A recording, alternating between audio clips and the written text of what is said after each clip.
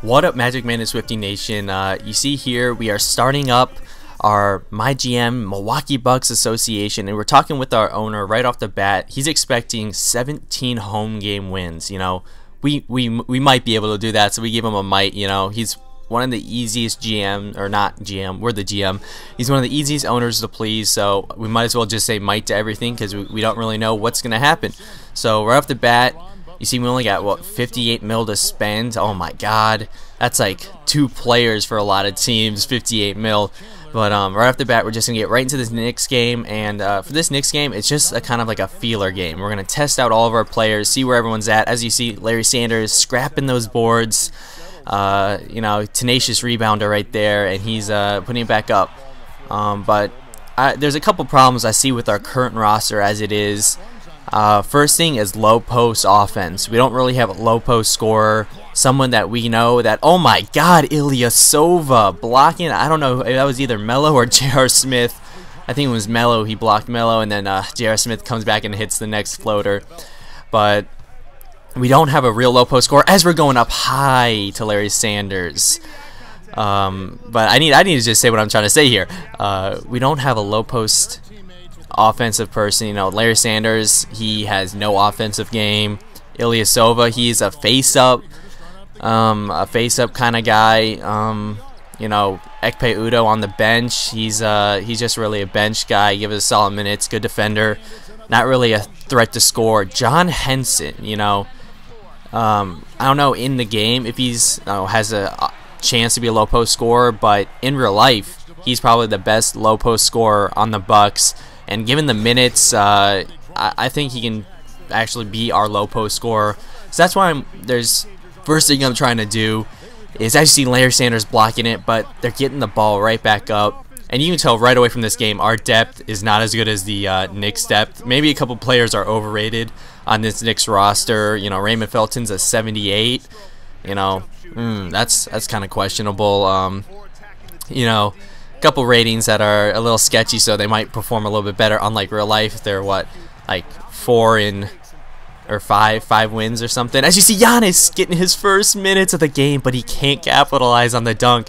That's my boy. That's who we're building around. It's Giannis Antetokounmpo, the Greek Freak, aka the Alphabet. That's who we're gonna be building around. As you see, we're gonna do this all day, drive into the lane, and this was a breakout game for him. He's going to be Rookie of the Year. There's no doubt in my mind. Actually, there's a little bit doubt in my mind because if I start simming games, he probably won't get the points to the minutes or the points, or probably when I sim it, he probably won't score that much, so probably won't get Rookie of the Year.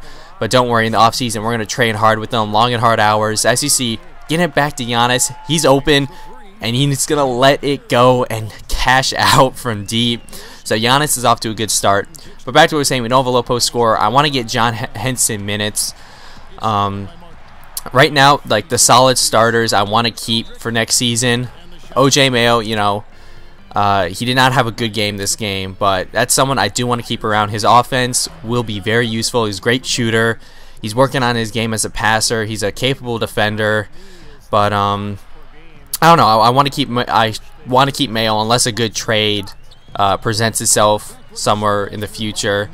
I do want to keep Giannis. I do want him to become my starting either small forward or maybe even power forward if we can, I don't know, get like 50 pounds on him. And then probably small forward for Giannis. Starting power forward, I want it to be Henson. Starting center, I want it to be Sanders. So we're really looking for a point guard. Maybe Walters can be that. I know I really liked how he played this game, and as a feeler game, he played really good. If we can just work on that, so we do have a lot of positions that are kind of filled, but we need more talent on this team, most definitely. And hopefully in the draft, that's what we're trying to do. You know, Butler, he's a great player. As you see, he hits a Kobe-esque fader right over Melo. But you know, he's an expiring contract. We can't really afford, or I don't think it's not afford. We don't want him to be taking up minutes for the price he pays. We might as well get something worth it when he's an expiring contract, and a lot of people are looking to dump off some salary for an expiring contract, like Caron Butler, and then also a lot of people are looking for a stretch 4 for Ilyasova, so that's 2 good trade values right there. Luke Ridnour, we got to get rid of that man. You know, I like him and all, but that if he's in the roster, that means there's gonna be no minutes for Walters, and I really want to see what that man can do in the draft. What I'm trying to do is pick up either 2 extra picks, you know, some cheap value first round picks, and then hopefully once we get to the draft, either get lucky in the lottery or trade up, use 2 of those picks to trade up. And I'm gonna get 2 players, a big man and a guard, or something of the sorts. You know, maybe I'm not looking for the splash of Wiggins, Parker, Randall, but maybe someone like Dante Exum, Marcus Smart, and then maybe like a big man like Joel Embiid, or I don't know who else. Maybe maybe Isaiah Austin falls to the 2nd round. That's a good pickup for a stretch. I don't know. I don't even know if he's a 4 or 5. He just came off a really good game in real life. But I don't know. There's a lot of question marks on this team. We know we can't contend for the title right now, so that's why we've decided right now to tank, actually. And since we're deciding to tank, I don't want you guys just to sit here and see a loss after loss after loss. Every game I play, I try to win, so it's not like I'm gonna, oh my god, I just hit a very early F shot. I didn't think that was possible. You never think, like in school, if you get an F, there's no way you're gonna be making it, getting credit, or making it on to the next grade. So I don't know how he ever makes an F shot. That should be an automatic miss.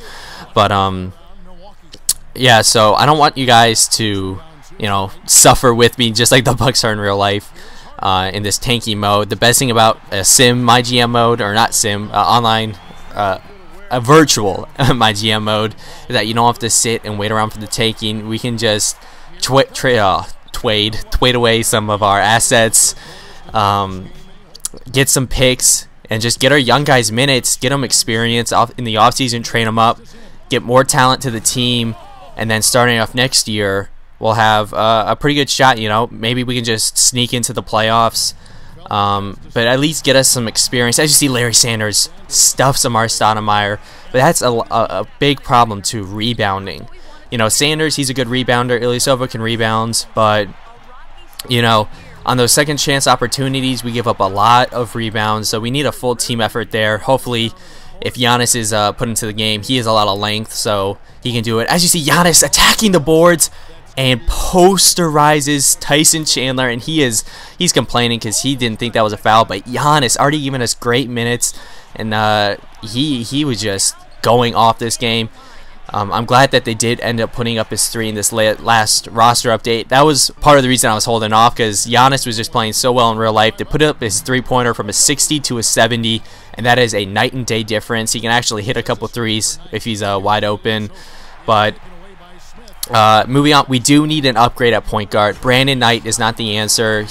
Brandon Knight and Butler and Ilyasova are probably giving me the assets I do want to get rid of by next season, and everyone else is just gonna be on like a short leash, and hopefully, you know, everyone else works out. But those are the 3 people.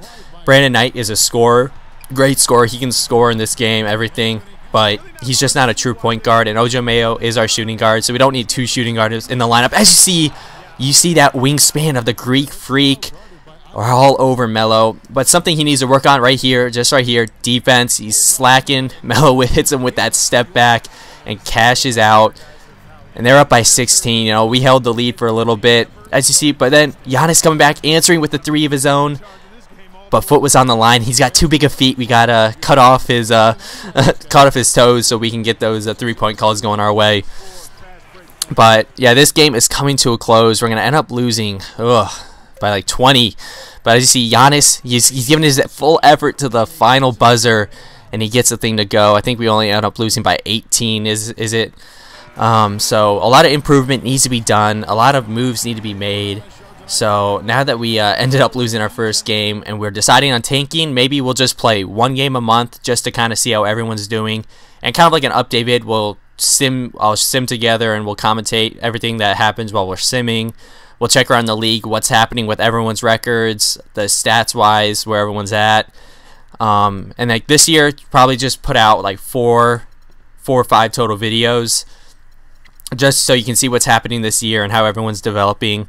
I see Giannis dropped 32 points in his debut, and they're asking me, what do we start like trying to accomplish here in Milwaukee? And it's gonna be big things, you know, maybe not this year, but the year after that, we're going all out, and we're gonna try to win that NBA title. Especially since a lot of free agents will be mixed up, more talent would be spread around. As you see, we're looking at a couple trades, and Caron Butler for Jazz first-round picks, and we had to throw in a couple second-round picks, but that's a trade I like. Let me know what you guys think about that trade. Maybe if we should just go after one of their first-round picks, you know, make it a little bit more realistic or something. Or this one right here, the 76ers first-round pick for Ilyasova and Luke Ridnour. That would be a great trade, and hopefully give us some more depth. You know, I like Ilyasova, but we need some more talent in this next draft. It's a deep draft class, so that's what we are going to go for.